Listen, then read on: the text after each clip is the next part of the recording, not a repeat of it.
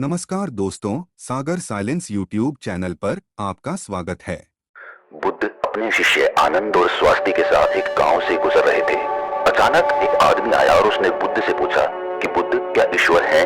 बुद्ध ने पूछा, तुम्हें क्या लगता है? तो उस व्यक्ति ने उत्तर दिया कि मुझे तो लगता है कि ईश्वर है, पर आपका क्या ख्याल है? तो भगवान बुद्ध मुस्कुराए और कहने लगे कि बिल्कुल गलत लगता है तुम्हें। इस अस्तित्व में ईश्वर जैसी कोई चीज है ही नहीं। तो वो आदमी हाथ जोड़कर चला गया। कुछ दूर चलने के बाद एक दूसरा आदमी आया। उसने बुद्ध से पूछा कि बुद्ध, मैं कई दिनों से परेशान हूँ, मुझे लगता है कि ईश्वर की बातें सभी बकवास हैं। तो बुद्ध हंसे और बड़े प्रेम से कहा, तुम्हें बिल्कुल गलत लगता है। इस अस्तित्व में सिर्फ ईश्वर ही है और कुछ नहीं। जरा देखो तो, आंख बंद तो करो, खोजो तो।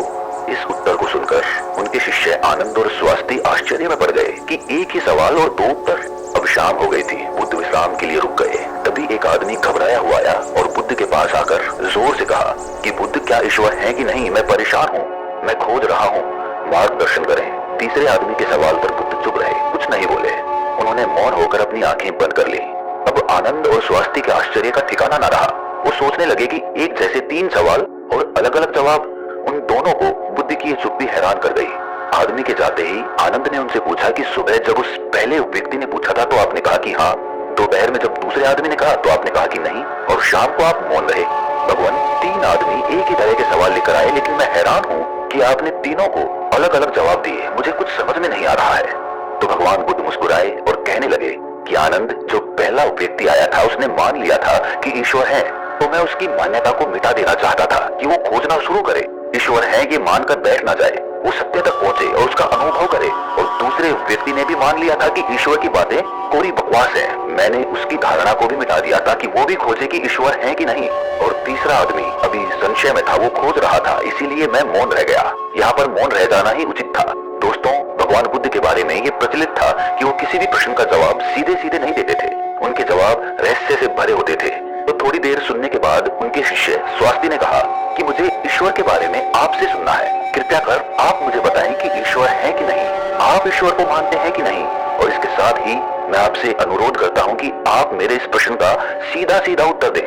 तो भगवान बुद्ध मुस्कुराए और कहा कि ठीक है, मैं उत्तर देता हूँ, पर उससे पहले मैं तुमसे कुछ पूछना चाहता हूँ। पहले इन प्रश्नों का जवाब तुम मुझे दो। स्वास्थ्य ने कहा कि बिल्कुल बुद्ध, आप पूछिए। तब बुद्ध ने पूछा कि तुम सूर्य को मानते हो? तब स्वास्थ्य ने बुद्ध की तरफ आश्चर्य से देखा और कहा कि बुद्ध, ये किस प्रकार का प्रश्न है? ये तो कोई बालक भी बता देगा। सूर्य तो साक्षात प्रकट होता है, सबको प्रकाश और ऊर्जा देता है। हम सभी का जीवन उसी पर आधारित होता है, वो तो साक्षात है। तो भगवान बुद्ध ने कहा, जिस प्रकार सूर्य साक्षात है तो उसे मानने का कोई प्रश्न ही नहीं उठता। फिर ईश्वर है कि नहीं, ये प्रश्न क्यों उठा? इसका तो यही अर्थ है कि तुम्हारे मन में ईश्वर को लेकर संदेह है, क्योंकि ईश्वर सूर्य की भांति प्रत्यक्ष नहीं है और तुम भी ईश्वर को बुद्धि से ढूंढने निकले हो। बुद्धि केवल उन्हीं बातों को मान पाती है जो उसे प्रत्यक्ष रूप से दिखाई पड़ता है, और ईश्वर कभी भी प्रत्यक्ष रूप से तुमको दिखाई नहीं पड़ेगा। और अगर दिख भी गया तो वो ईश्वर नहीं होगा। ईश्वर को मानते हैं कि नहीं मानते, असल में ये प्रश्न ही गलत है। और गलत प्रश्न का सही उत्तर भला कैसे दिया जा सकता है? और यदि किसी प्रकार दिया भी जा सकता है तो वो उत्तर भी इस प्रश्न की भांति गलत ही होगा। स्वास्थ्य द्विधा में पड़ गया। उसने कहा, बुद्ध, मुझे कुछ समझ नहीं आ रहा। तब भगवान बुद्ध ने कहा कि ईश्वर को माना नहीं जा सकता, बल्कि ईश्वर को जाना जा सकता है। अगर तुम्हारा प्रश्न ये होता कि मैं ईश्वर को जानना चाहता हूँ, तब मैं तुम्हारी मदद कर सकता था। इस संसार में कुछ भी मानने वाले लोग जानने से चूक जाते हैं, उनका विकास रुक जाता है। जिनका स्वयं का कोई बोध नहीं होता, वो सत्य क्या है कभी नहीं जान पाते। जान केवल वही पाता है जो निरंतर खोज रहा है। जानने की यात्रा थोड़ी मुश्किल है, लेकिन मानना बहुत आसान है। मानने में ना कोई खर्च है, ना कोई परिश्रम। किसी ने कह दिया, किसी ने आपको समझा दिया, बुद्धि संतुष्ट हो गई और आपने मान लिया। लेकिन मानकर रुक जाने वाले लोग इस संसार के सबसे अभागे प्राणी हैं। बोध के बिना ज्ञान व्यर्थ होता है। तो अगले दिन सुबह वही जिज्ञासु जिसके प्रश्न पर बुद्ध शांत मौन हो गए थे, फिर से आए और उसने बुद्ध से प्रश्न किया कि हे बुद्ध, आप शाम को मौन हो गए थे। मेरे जीवन का एक ही लक्ष्य रहा है कि ईश्वर को खोज लूं, वो कहाँ है, कैसा है, उनसे ब्रह्म ज्ञान की प्राप्ति कर लूं। और मैंने सुना है कि आपको ब्रह्म ज्ञान उपलब्ध हुआ है, तो आप अवश्य ही ईश्वर से मिले होंगे। तो क्या आप ईश्वर की खोज में मेरी सहायता नहीं करेंगे? तो बुद्ध ने कहा, जिसे तुम खोज रहे हो उसे तुमने कहाँ कहाँ खोजा? तो वो जिज्ञासु बोला, बुद्ध, मैंने सभी तीर्थ, सभी मंदिर और पूरी दुनिया का भ्रमण किया। यज्ञ, हवन, बड़े बड़े अनुष्ठान सब पूरे किए। मैंने वो सभी कार्य किए जो मुझे ईश्वर प्राप्ति के लिए कहे गए थे, लेकिन फिर भी मुझे आज तक ईश्वर नहीं मिले। तब मुझे किसी ने बताया कि आपको परम ज्ञान उपलब्ध हुआ है, इसका मतलब आपने ईश्वर को जरूर देखा होगा, तो क्या आप मेरी सहायता करेंगे? बुद्ध ने कहा, मेरा एक सफेद मोती खो गया है, मैं उसी को खोज रहा हूँ, क्या तुम मेरी सहायता कर सकते हो? वो जिज्ञासु बोला, हाँ मैं बिल्कुल कर सकता हूँ, मैं अभी आपका मोती खोज कर दे देता हूँ। वो मोती ढूंढने लगा, धीरे धीरे समय बीतता जा रहा था, काफी समय ढूंढने के बाद भी मोती नहीं मिला, तो वो बुद्ध के पास गया और बोला, मैंने बहुत ढूंढा लेकिन वो मोती मुझे नहीं मिला। ये सुनकर बुद्ध ने कहा कि वो मोती अगर तुम मुझे ढूंढ कर दे दोगे तभी मैं तुम्हारी कोई सहायता करूंगा, क्या तुम्हें तुम्हारे सवालों का जवाब नहीं चाहिए? तो वो जिज्ञासु फिर से मोती ढूंढने लगा, लेकिन काफी समय बीत जाने के बाद वो बुद्ध के पास आकर बोला कि आप ठीक से याद करके बताइए कि मोती कहाँ खोया था? तो भगवान बुद्ध ने मुस्कुराते हुए कहा, वो मोती तो मेरी कुटिया में खोया था। तो वो आदमी और झुंझला गया और कहने लगा कि आप मुझे मूर्ख बना रहे हैं, आप केवल ज्ञानी होने का ढोंग करते हैं, आपको इतना नहीं पता कि जो चीज कुटिया में खोई है वो बाहर कैसे मिल सकती है, वो कुटिया में ही मिलेगी, आपको उसे वहीं खोजना चाहिए था। तो बुद्ध मुस्कुराते हुए बोले, मैं भी तो तुम्हें यही समझाना चाहता हूँ, जो चीज तुम्हारे भीतर खो गई है वो चीज तुम्हें बाहर कैसे मिलेगी? तुम कई वर्षों तक बाहर खोजबीन करते रहे, लेकिन एक पल के लिए भी तुमने अपने भीतर खोजा, अपने अंदर खोजो तब तुम्हें ज्ञान मिलेगा। ये सुनकर जिज्ञासु बोला, हे बुद्ध, आपकी बात तो मैं समझ गया, लेकिन अभी भी मैं ये नहीं समझ पा रहा हूँ कि मैं अपने अंदर क्या खोजूं।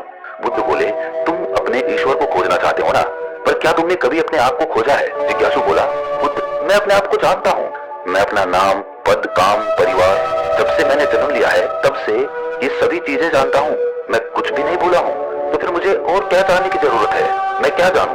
तब बुद्ध ने कहा, अभी बताओ इस समय तुम्हारे सबसे नजदीक कौन है? जिज्ञासु बोला, इस समय तो आप ही मेरे नजदीक हैं। बुद्ध ने कहा, उससे भी ज्यादा नजदीक कौन है? उसने कहा, आपसे ज्यादा नजदीक तो हवा है। बुद्ध ने कहा, हवा से ज्यादा नजदीक क्या है? जिज्ञासु सोचकर बोला, हवा से ज्यादा नजदीक तो मेरे वस्त्र हैं। तब बुद्ध ने कहा, और इन वस्त्रों से ज्यादा नजदीक क्या है? तब जिज्ञासु बोला, इससे ज्यादा नजदीक तो कुछ भी नहीं है। तब बुद्ध ने कहा, अपनी आंखें बंद करो, बिल्कुल शांत होकर अपने भीतर खोजो, तुम्हारे भीतर क्या है, विचारों को हटा दो और ध्यान दो तुम्हारे नजदीक क्या है। थोड़े समय बाद बुद्ध उससे पूछते हैं, तुम्हारे सबसे नजदीक क्या है? जिज्ञासु बोला, पहले ऐसे लगा मेरी सांसें मेरे सबसे ज्यादा नजदीक हैं, लेकिन धीरे धीरे मेरी सांसें मुझसे दूर होती चली गईं, फिर मुझे लगा कि मेरी दिल की धड़कन मेरे सबसे ज्यादा नजदीक है और वो भी धीरे धीरे मुझसे दूर हो गई, मैं खुद से ही दूर हो गया, मुझे अलग अनुभव हुआ, मैं कहीं नहीं हूँ फिर भी हूँ। बुद्ध, मैं इस चीज को अभी भी नहीं समझ पा रहा हूँ, ये क्या है? बुद्ध मुस्कुराए और कहने लगे कि अब तुम सही खोज कर रहे हो, शीघ्र ही तुम्हें तुम्हारा मोती मिल जाएगा, वो जो तुम्हें समझ नहीं आ रही थी वो समझ आ जाएगी। ये सुनकर जिज्ञासु ने बुद्ध से अपनी अभद्रता के लिए माफी मांगी और उनका आभार व्यक्त किया कि आपने मुझे ज्ञान का रास्ता दिखाया। तो ईश्वर को मानो नहीं, जानो। जब तुम ईश्वर को जान जाओगे, उसका स्वाद चख लोगे, तब तुम भी उस बात को किसी को बता नहीं पाओगे, उस ईश्वर की सीधी व्याख्या नहीं कर पाओगे, लेकिन दूसरों को ईश्वर का स्वाद चखाने में मदद कर सकोगे। बुद्ध तत्व संबंधित प्रश्न जैसे ईश्वर व आत्मा, इनसे संबंधित प्रश्नों से बचा करते थे, उनका उत्तर नहीं देते थे, और अगर कहीं विवशता पड़ी, उसका उत्तर देना पड़ा, तो वो उदाहरण के माध्यम से समझाने का प्रयास करते थे। जिन्होंने भी ईश्वर का वर्णन किया, उनके अनुयायियों ने अलग अलग समुदाय बना लिए और अपने ईश्वर को सही और दूसरे के ईश्वर को गलत मानने लगे। बुद्ध इस बात को जानते थे, इसलिए कई बार उन्होंने ईश्वर को नकारा था। उन्होंने ईश्वर को इनकार इसीलिए किया ताकि आपकी प्यास और गहरी हो सके और आप स्वयं उसे जाने। उन्होंने सदैव कहा है कि मेरे या किसी के कहने को मानो नहीं, स्वयं अनुभव करो।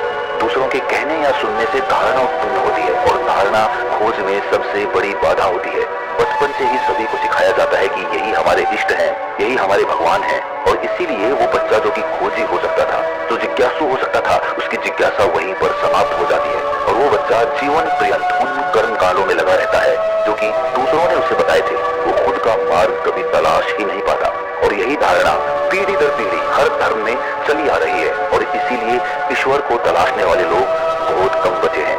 बुद्ध हमेशा कहते थे कि मानना तो बहुत आसान है, किसी ने कहा और आपने मान लिया, इससे आपकी खोज हमेशा के लिए समाप्त हो गई। अगर आपको सच में खोजना है तो उसके लिए आपके मन में संशय होना चाहिए। संशय होगा तभी सवाल उठेंगे और सवाल उठेंगे तभी आप किसी को जान पाओगे। वो तो सारी धारणाओं से परे है, क्योंकि धारणा बुद्धि का ही अस्तित्व होता है और बुद्धि से उसे कभी जाना ही नहीं जा सकता। अगर उसे जानना है तो बुद्धि के पार जाना होगा और बुद्धि के पार जाने के लिए आपको अपनी धारणा यहीं पर मिटा देनी होगी।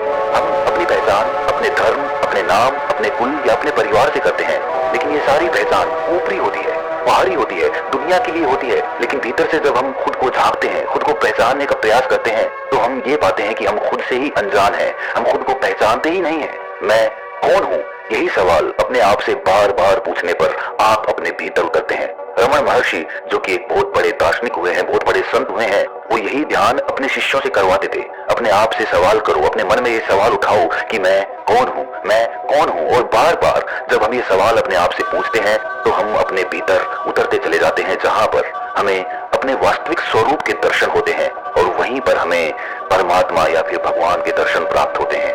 ये कहानी आपको अच्छी लगी हो तो लाइक, शेयर, सब्सक्राइब करना ना भूले। धन्यवाद। नमो बुद्धाय।